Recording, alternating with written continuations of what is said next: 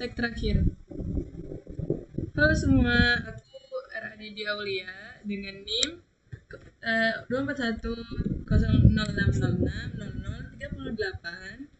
dari Prodi Teknik Industri UIN Sunan Kalijaga, Yogyakarta. Nah, di sini aku akan melanjutkan penjelasan mengenai hasil codinganku di modul 3 Pandas. Itu di sini kita akan menggunakan library. Nah, kita di sini menggunakan 3 library yang diimport. Di sini ada Pandas, Datetime, sama OS. Nah, Pandas sendiri fungsinya untuk membuat data frame, lalu data itu fungsinya untuk agar pembelian akan muncul secara otomatis, dan juga OS di sini fungsinya agar data frame lama tidak tertimpa data frame baru. Nah, di sini juga data pelanggan itu akan disimpan dalam file Excel. Variabel data pelanggan akan disimpan dalam file Excel yang bernama data transaksi XLSX. Nah, di sini juga seperti codinganku yang kemarin itu, di sini akan dimunculkan kasir minimarket, dan juga di sini ada namanya dictionary. Seperti yang dijelaskan sebelumnya, dictionary itu adalah dictionary dengan judul produk. Di sini fungsinya untuk menampilkan daftar barang yang sudah aku buat di dalam dictionary-nya dengan cara memanggil kode barangnya, maka akan muncul nama barang beserta harganya. Nah, di sini kita langsung masuk aja ke OS, ke library OS-nya, di mana apabila data frame-nya udah masuk ke dalam Excel-nya, maka akan dibaca oleh PD read Excel ini. Nah, namun apabila tidak masuk ke dalam Excel, maka akan program itu tidak akan error, melainkan akan terus berjalan dengan menampilkan kolom, yaitu nama pelanggan, daftar barang, sampai tanggal pembelian dan lain-lain. Nah, terus juga di sini kita langsung aja masuk ke utamanya. Nah, di sini aku pakai while true, di mana akan pulang dari sini kita taruh keranjang untuk menampakkan dictionary yang berisi daftar barang. Nah, lalu di sini ada total pembelian sama dengan 0. Fungsinya adalah untuk agar transaksi 1 dan transaksi 2 itu tidak bergabung, alias ke-reset dari 0 lagi. Nah, di sini di transaksi kasih baru aku input nama pelanggan. Itu di sini nanti kita akan input nama pelanggannya siapa.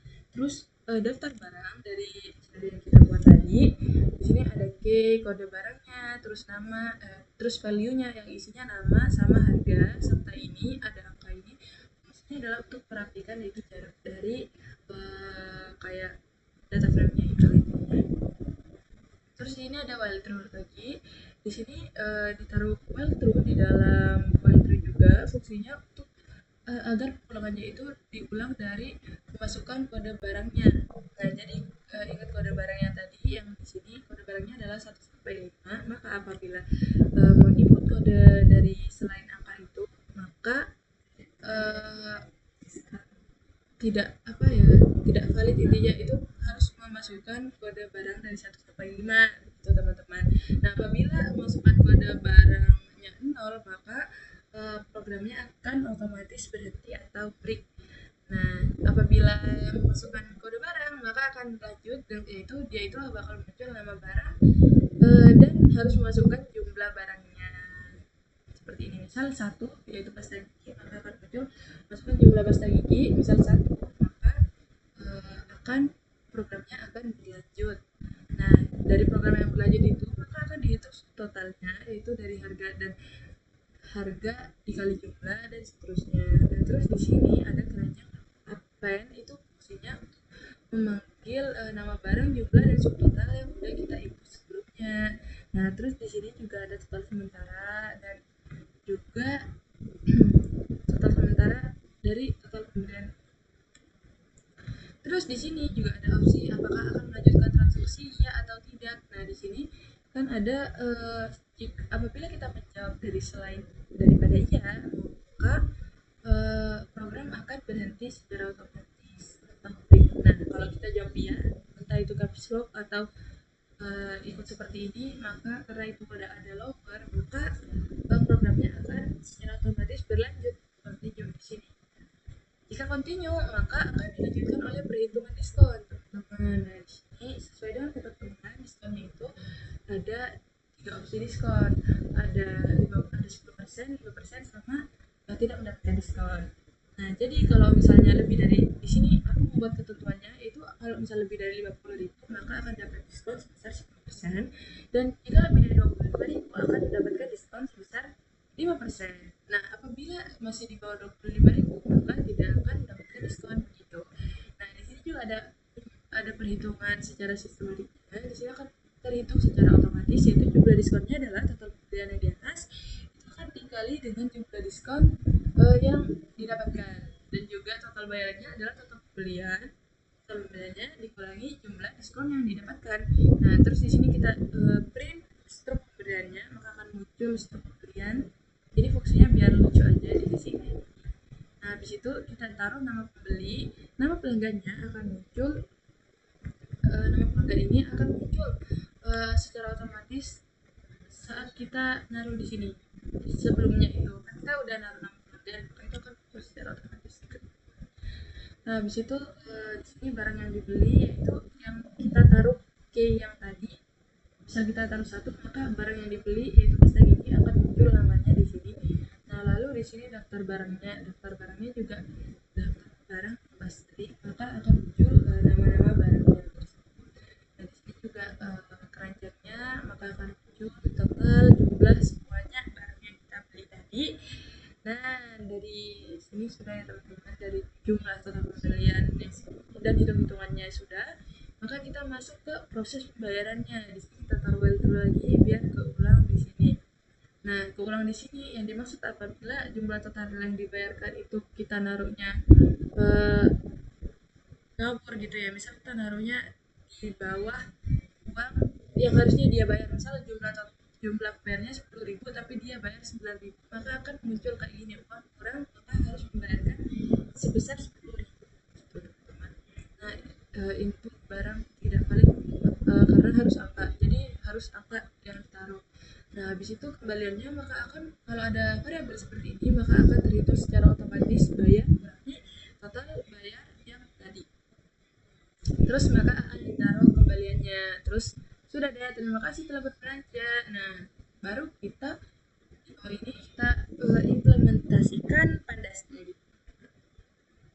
Nah, di sini kita buat dictionary dulu. Nah, di sini dictionary-nya namanya transaksi baru. Transaksi baru data. Ini sebagai solusi. Nah, di sini ada key-nya yaitu nama pelanggan, daftar barang, dan hingga tanggal pembelian. Nah, di sini tanggal pembelian ini kita menggunakan library yang baru kita pelajari, yaitu datetime yang di atas. Nah, datetime itu fungsinya agar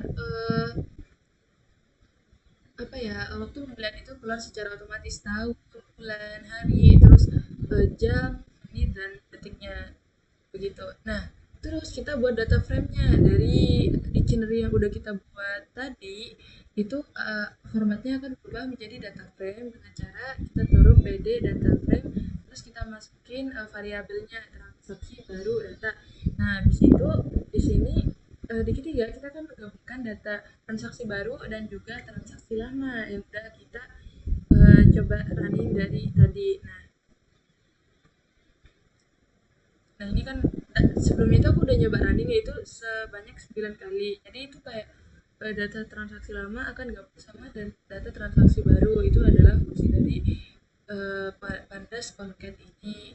Nah, di sini ignore index true fungsinya agar tidak tertimpa atau biar rapi gitu. Nah, terus di sini simpan seluruh data frame ke dalam file Excel, di mana data frame tadi itu akan tersimpan ke data Excel, ke file Excel yang nanti sheet name-nya itu data transaksi. Nah, di sini kan data transaksi data frame itu Excel. Nah, terus di sini juga ada kayak apa, info apabila data berhasil diperbarui dan disimpan ke apa yang data pelanggan tadi, apa ya file Excel tadi namanya, data transaksi. Terus apabila gagal juga akan muncul kayak gini, data gagal menyimpan data Excel tuh. Nah, terus di sini juga ada tampilan data transaksi baru, yaitu data transaksi detail. Ini maksudnya adalah menampilkan data transaksi terakhir. Nah, jadi apabila kita udah melakukan transaksi sebanyak 5 kali, maka data transaksi yang keluar adalah data transaksi yang kelima. Ya, data transaksi terakhir. Nah, terus ada lagi kayak gini, lakukan transaksi lagi atau tidak. Apabila jawabannya selain ya, maka program akan secara otomatis terhenti. Dan sebaliknya, jika kita jawab ya, maka akan lanjut ke analisa. Jika menjawab tidak, maka akan lanjut ke analisa ke data keseluruhan. Di sini ada total ada variabel, ada 4 variabel data transaksi menggunakan len. Len itu fungsinya untuk menghitung berapa kali transaksi dilakukan. Terus di sini juga ada total bayar, kita pakai sum untuk menghitung jumlahnya, jumlah keseluruhan pada hari itu, dan juga min untuk menghitung rata-rata pembelian pelanggan pada hari itu, dan juga diskon favorit. Maksudnya diskon favorit adalah diskon yang sering didapatkan pada hari itu. Kita pakainya iLog. Nah, terus di sini juga ada kita masukkan ke sini kata-katanya buat analisis data keseluruhannya. Terus kita masukin variabel-variabelnya. Terus di sini juga ada kesimpulan seperti ketentuan kita harus menyimpulkan dari data kita yang udah kita dapatkan. Langsung aja kita coba run. Di sini nama pelanggan, misal kita tulis like. Terus kita mau beli pasta gigi, maka kita ketik kode 1, terus kita belinya hanya 1 aja. Terus ingin membeli biskuit kaleng dengan kode 5. Terus ini kan akan muncul biskuit kaleng begitu, jumlahnya 1. Terus udah selesai. Nah, jumlah yang dibayarkan. Nah, di sini kan kita akan mendapatkan seperti ketentuan diskonnya. Nah, di sini karena ini belanjanya lebih dari 25.000, maka mendapatkan diskon sebesar 10%, dan total bayarnya adalah ini karena udah dikurangin sama diskonnya, teman-teman.